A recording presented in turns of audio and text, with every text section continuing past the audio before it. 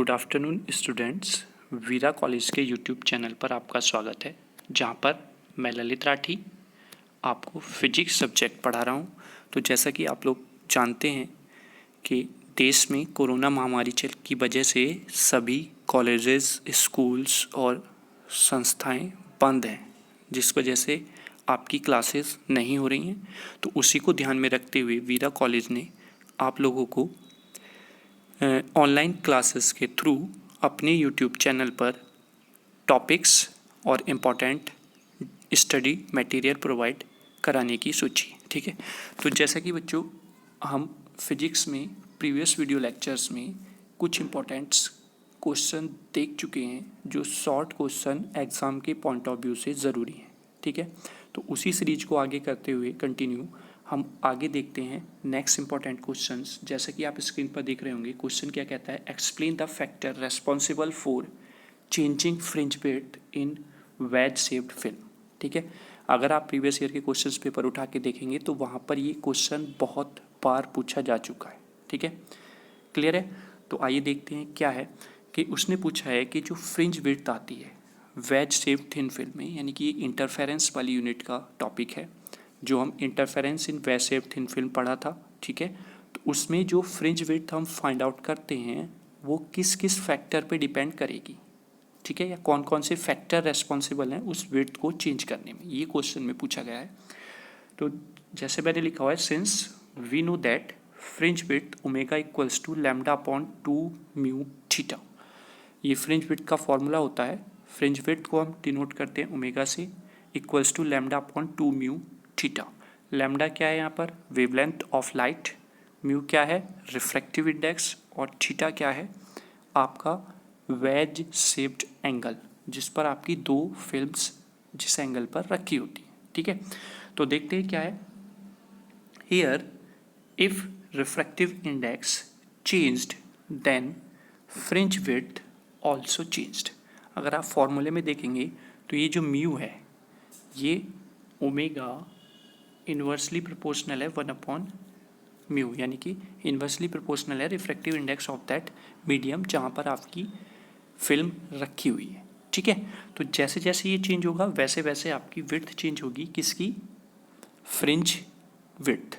ठीक, तो अब इस कॉन्सेप्ट को हम यहाँ पर देखते हैं कि अगर आपकी म्यू की वैल्यू बढ़ती है तो ओमेगा की वैल्यू घट जाएगी, क्योंकि ये इन्वर्सली प्रोपोर्शनल है, और अगर म्यू की वैल्यू घटती है तो ओमेगा की वैल्यू बढ़ जाएगी।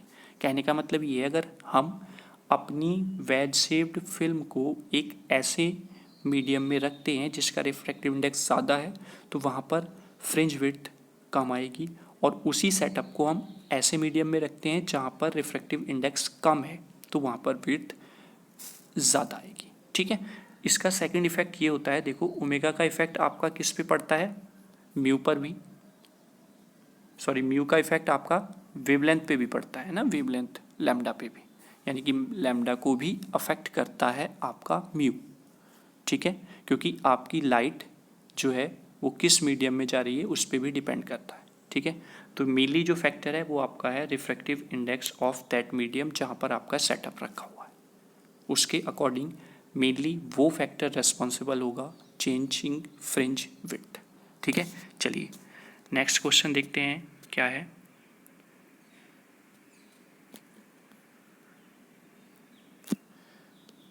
Define dispersive power of grating. Next question है important, define dispersive power of grating. ये क्वेश्चन भी बहुत बार पूछा जा चुका है प्रीवियस क्वेश्चंस पेपर में, तो देखते हैं क्या है। It is defined as the ratio of the difference in the angle of diffraction of any two neighboring spectral lines to the difference in wavelength between two spectral lines। ठीक है, कहने का मतलब ये है कि जो डिस्पर्सिव पावर होती है वो एक रेशो है किसका, difference in the angle of the diffraction, यानी कि जो जिस एंगल पे आपकी लाइट डिफ्रैक्ट होकर स्क्रीन पर आपको दिख रही है उन एंगल्स का difference of any to neighbour spectral lines, यानी कि अगर ये स्क्रीन है और एक आपका यहाँ पर डिफ्रैक्ट होकर लाइट पहुँचती है, एक यहाँ पर इसके पास में ही पहुँचती है, तो कितने एंगल पर ये दोनों लाइट्स डिफ्रैक्ट होकर पहुंच रही हैं, इनका डिफरेंस, ठीक है, to the difference in the wavelength between two spectral lines. और इन दोनों लाइंस की जो स्पेक्ट्रल वेवलेंथ है, यानी कि ये जो दो स्पेक्ट्रम यहाँ पर पॉइंट्स पे पहुँच रहे हैं, उन दोनों की वेवलेंथ का डिफरेंस, ये जो रेशो होता है that's called the dispersive power, ठीक है। सिंपल वर्ड्स में अगर हम देखें, in other words it is defined as the diffraction in angle of diffraction per unit change in wavelength. यानी कि कहने का मतलब वही है कि जो एंगल ऑफ डिफ्रैक्शन चेंज हो रहा है पर यूनिट चेंज इन वेवलेंथ, यानी कि वेवलेंथ में चेंज होने के कारण पर यूनिट जो एंगल ऑफ डिफ्रैक्शन चेंज हो रहा है that's called the dispersive power of grating, ठीक है। तो स्टूडेंट्स ये इंपॉर्टेंट क्वेश्चंस थे एग्जाम के पॉइंट ऑफ व्यू से, ठीक है। प्रीवियस अगर इंपॉर्टेंट क्वेश्चंस आपने नहीं देखे तो वीरा कॉलेज के यूट्यूब चैनल पर जाकर आप प्रीवियस इंपॉर्टेंट क्वेश्चंस भी देख सकते हैं, उसके आंसर भी मैंने आपको अवेलेबल कराए हुए हैं, ठीक है।